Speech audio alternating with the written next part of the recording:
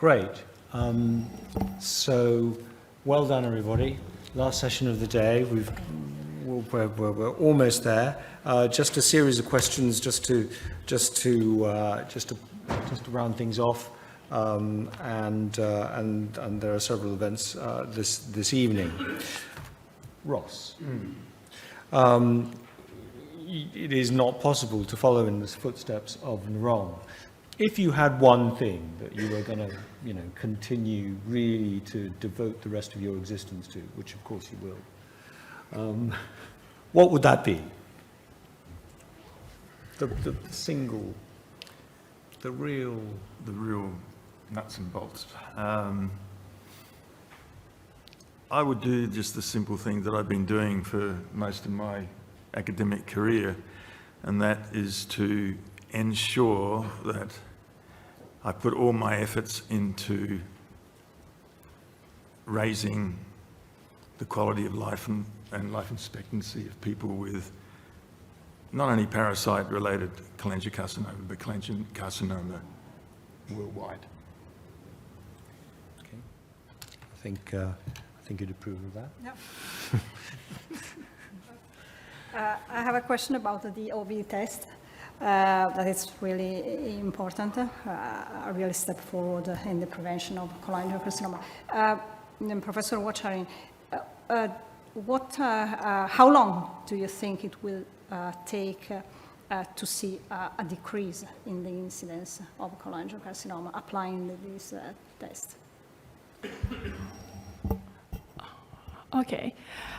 Actually, in the past, people using the feces test for detecting cholangiocarcinoma, opportunistic viral infections, and in the past, we found that in Thailand, it is about 10% of infection rate due to the feces test. But after we implement the urine test into the population, we found that approximately 40% of the people in our area get infections. So what we are trying to do now, we try to make people can access to the urine test. And then we hope that after we can, make people access the urine test, we might can, reduce the number of infections. But we do the preliminary, the experiments in very specific areas of target area. Actually, this is a good result. We can bring down the number of people who get infections, but still, after 1 year of, after you get diagnosis and you do treatments, after 1 year we test again, and then we still see some of the, reinfection in the population. So in this case, I think we need more tools, for example, the education and also the behavior changes to get involved. So in this case, I cannot answer exactly for how long, because the OV infection is complicated. Even you can, make people get access to the diagnosis and then treatment still, is related to behavior.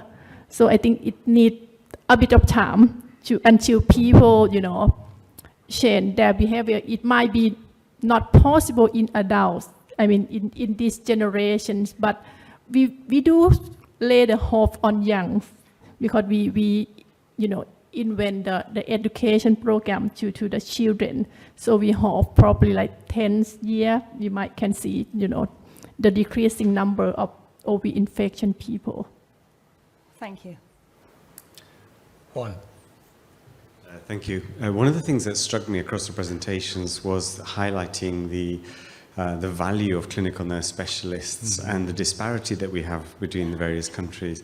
I just wonder what the panel's thoughts were on how do we upskill nurses in other countries? Is there scope for an international preceptorship or something like that, where, rather than relying on individual countries having to train up the nurses, we're able to accelerate that process by maybe doing something on an international level that obviously would then have to be embedded into local practice. I wonder what your thoughts were. My thoughts. I think nurses would really love to have one area of a specialist. I really think that when they have gone abroad and they have seen what they can do, I have had a clear experience of a nurse who was actually working in Manchester, then came back to Madrid, specialist in HPV. And the problem is much more, again, bureaucracy, is the fact that within the institutions, there is no role of CNS. Everyone is a nurse. You are a nurse. And that means that you may work on the ward, in the treatment center, in the emergency, wherever. You are not allocated. You do not have one professional career. I think the professional career that exists for nurses in the UK should be translated in other countries. So it's not so much education of nurses. I think once that option is available, people will go for it. But it's about making it available as a path for them to follow. If I may add, in Italy it's very similar. We have nurses dedicated to oncology because they can administer chemotherapy historically, but we don't have nurse specialists. We have only research nurses for clinical trials, and I was talking to someone that's very good experience for the patients because they are not used to have a nurse dedicated in clinical practice, but then when they are enrolled in clinical trials, they do have. And but it's the organization, it's the bureaucracy, it's the regulation. But I think it will be really important to have dedicated nurses for specific oncology disease and like cholangiocarcinoma. Yeah. If I could come in, I think it's essential. I mean, I presume every country faces the same issues with recruitment and retention of nursing staff as we do in Ireland. And one solution we found to that was to create a career development pathway that is attractive, because I don't know how many nurses are here, but no nurses go into the profession for the money. You know, it's really about professionalisation, it's about career development, and it's about a rewarding path of work. So what we have tried to do, at least in our Cancer Institute, is develop comprehensive education programs and career development programs which facilitate development all the way through from staff nurse, nurse manager, CNS, but also all the way through to nurse practitioner, so that there's opportunities for promotion outside of just managerial grades, but rather also to advanced nurse practitioner posts. So I think it's actually not optional. I think that to retain the quality of nursing staff that we've been lucky to have, where it's on us to create those pathways to make sure that we can retain the best nurses and ensure the best care for patients. I think we can pretty firmly agree on that. Any comments from the CNSs in the audience? CNS from the audience want to? You've got a good deal here. Okay, brilliant. Oh, very good. Quite a new CNS in my role, and over the last year I think I can truly appreciate how much of a difference it makes when I hear patients from other bits of Scotland that don't have anybody, when they talk to you and say just knowing I could phone someone made all the difference. It kind of really resonated with me why it's important. But I don't know how to help in other countries. But okay, fantastic. And sorry, just where are you from? I work in Edinburgh. Okay, great. So I think you've already addressed this, but so if you could take one thing from the Christie to Madrid, you'd take a few nurses with you. Anything else? The CNS. What's number two? Number two. Give us a number two. Number two. Oh, let me think about it. Go to the next. I will tell you now. So, maybe you mentioned the numbers of cancer patients and cholangiocarcinoma patients in Ireland. Are you seeing an increase in cholangio, and especially for the different subtypes, and in younger patients in Ireland? Yes, all now. The younger patients I'm not so certain of. Certainly in upper GI cancers, colorectal cancers, pancreatic cancers, we've seen that increase in patients under the age of 50. We're actually looking at the data at the moment from the Northern and Republic cancer registries, but certainly there's been an uptick over the last decade in terms of the number of cases, very similar trend seen in all Western countries. My number 2, so I will take the CNSs as number 1. And number 2, I think it will be probably the understanding of the fact that doctors, for developing an academic career, need protected time. The understanding. I'm not even asking for the time, but at least the understanding of that being important, which is not in every country happening. I'm sure Helen can organise that for you. Yeah. Brilliant. Okay. If there are no other questions, oh. Yes. Okay. Okay. I have a question for Dr. Kai. So we have listened to the presentation. It's very, very interesting research. Do you see? I mean, there are a lot of papers and research from China. Are you seeing an increase in research, specifically in cholangiocarcinoma, in China? It's a very good question. Recent decades, the heavy investment on the budget on the research from the government increased dramatically. So evidence you can read from every top standard publications, always you can see a group projected so broad and deep and high quality of the research and publications. So the group here was introduced by myself with Helen's help and squeezed in.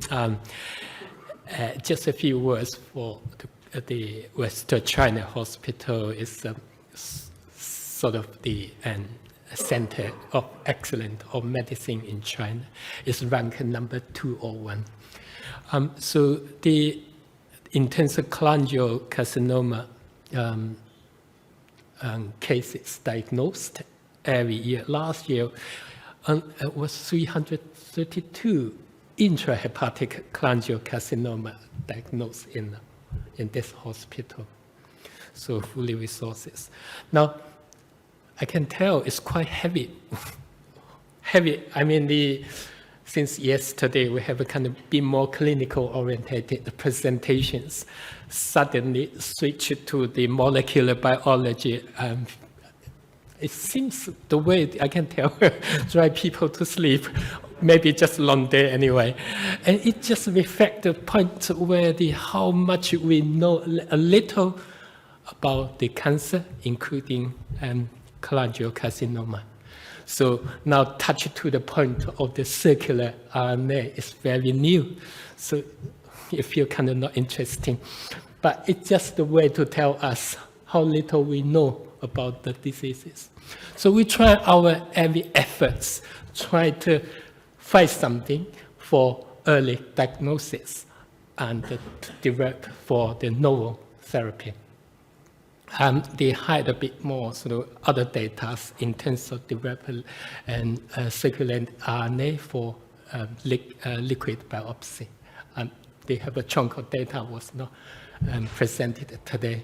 Yeah, so that is what it is. Yeah, Great. thank you. John? Hi, I had a question about screening in PSC. So in HCC, most international national guidelines would say that if you have cirrhosis, you have 6-monthly ultrasound surveillance. That was actually proven by China. China gave that to the world in their seminal study, the only randomized controlled trial of screening in HCC in 18,000 Hep B patients over 20 years ago, but that's become established practice. Now with PSC, which is the commonest known predisposing factor, there is no national, international agreement, although there is some, and practice even within the UK varies widely, but there is data, retrospective data, suggesting that patients who have PSC, who were undergoing some sort of screening, regular intervals, do have improved survival. I just wondered if in China, Ireland, Canada, other places, whether there is differences or any agreement in terms of surveillance for PSC patients to try and pick up cholangio. I'm not talking about the annual colonoscopy for colorectal cancer, that aside, I'm talking about the hepatobiliary cancers. I guess I can start. In Ireland, of course, there's a relatively small number of patients treated by a small number of people. So there aren't national guidelines. We're not mandated to follow any particular government guidelines around what tests we can and can't do. So I would say, yes, there is screening of patients.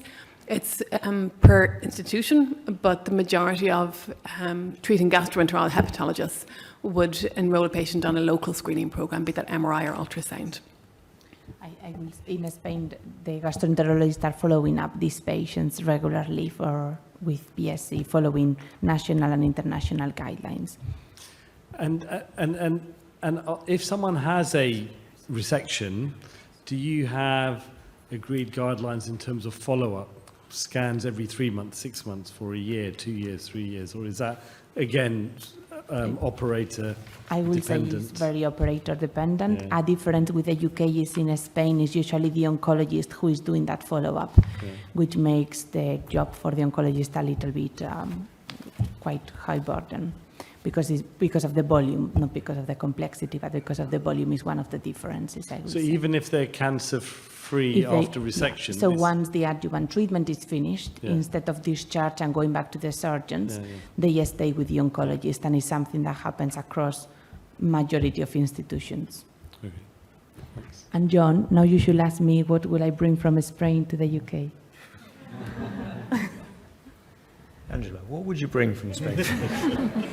So, I think, and this is only a perception, but I think this is the right environment to mention it, is about the feeling I have of the more fast diagnosis in Spain compared to the UK.